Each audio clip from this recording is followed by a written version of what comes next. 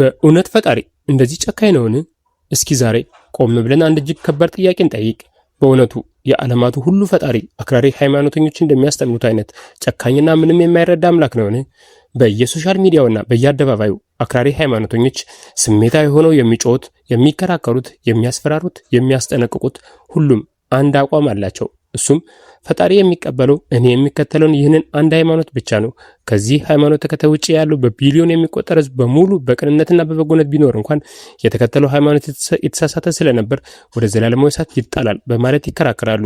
ይህን ሲናገሩ ፈጣሪን እያከበሩት ይመስላቸዋል። ነገር ግን ይህን ሲሉ አውቀውም ይሁን ሳያውቁት ፈጣሪን ፍጹም ፍትሃዊ ያልሆነ ምንም ሁኔታዎችን የማይረዳ ጨካኝ ገዢ አድርገው እያቀረቡት እንደሆነ አያስተውሉም። ሃይማኖቶች የተለያዩ የሆኑትና በምድር ላይ አንድ አይነት ሃይማኖት ብቻ ያልሆኑት ያለ ፈጣሪ ፍቃድና ይሁንታ አይደለም።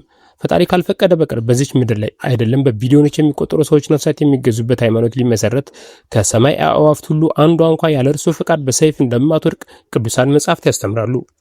ታዲያ በቢሊዮን የሚቆጠር ሕዝብ የያዙ የተለያዩ የእስልምናና ክርስትና ታላላቅ እምነቶች ለዘመናት የጸኑት ፈጣሪ ስለተሳሳተ ወይም ሰዎች ሲሳሳቱ በቸልተኝነት ዝም ስላለ ሳይሆን ለእያንዳንዱ ማህበረሰብ እንደየአካባቢው ባህልና ስነልቦና እንደ ንቃት ደረጃው ወደ ፈጣሪ የሚሳብበትን መንገድ ስለፈቀደ ብቻ ነው። ፈጣሪ ሰውን የሚመዝነው በእያንዳንዱ ሰው ልቦና እና ህሊና ውስጥ በጻፈው ህገ ልቦና ወይንም የህሊና ህግ ነው።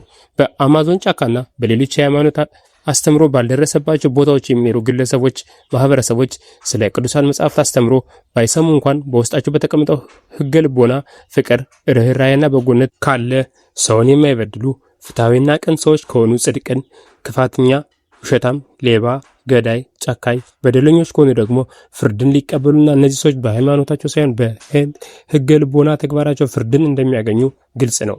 ፈጣሪ የሚጠላው በፍጥረታት የተሰሩ ምድራዊ ጣዖት አምልኮን፣ ሰይጣን አምልኮን፣ ክህደትንና የሰይጣን ግብር የሆኑትን ክፋትን፣ ስርቆትን፣ ጭካኔን፣ ደም ማፍሰስን፣ ሐሰትን፣ በደልን፣ ጥላቻን እንጂ በሰማይ የሚኖር ሰማያዊ አምላክን የሚሰብኩ አብርሃም የተባለ የጋራ አባታቸው አምላኩ የሆነ አንድ አምላክን የሚያምኑ ፍቅርን፣ ርህራሄን፣ በጎነትን፣ መተዛዘንን የሚሰብኩ በተለያየ የዓለም ክፍል በተለያዩ ቋንቋና ስርዓት ለአንድ አምላክ የሚሰግዱ በቅንነትና ፈሪሃ እግዚአብሔር የኖሩ የተለያዩ እምነት ያላቸውን ቢሊዮን ነፍሳት ወደ ዘላለም ቅጣት አይጥልም። ይህን ያደርጋል ብለው የሚያምኑ አክራሪ ሃይማኖተኞች ፈጣሪን ፍጹም ፍትሃዊ ያልሆነ ጨካኝና ሰዎችን ወደ እሳት ለመጣል የሃይማኖት ወጥመዶችን ያዘጋጅ አምላክ አድርገው እየሰበኩት እንደሆነ አያምኑም። እስኪ ቆም ብለን ፈጣሪኛንና ተፈጥሮን የፈጠረበትን መንገድ እናስበው።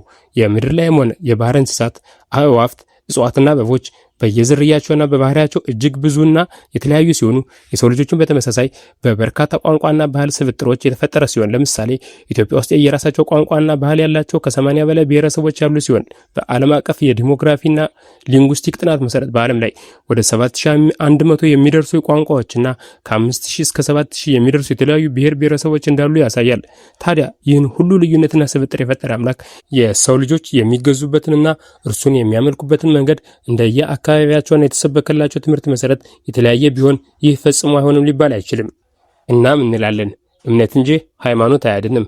ለመንቃት ጊዜው አሁን ነው። ይህ ንቃት ቲዩብ ነው።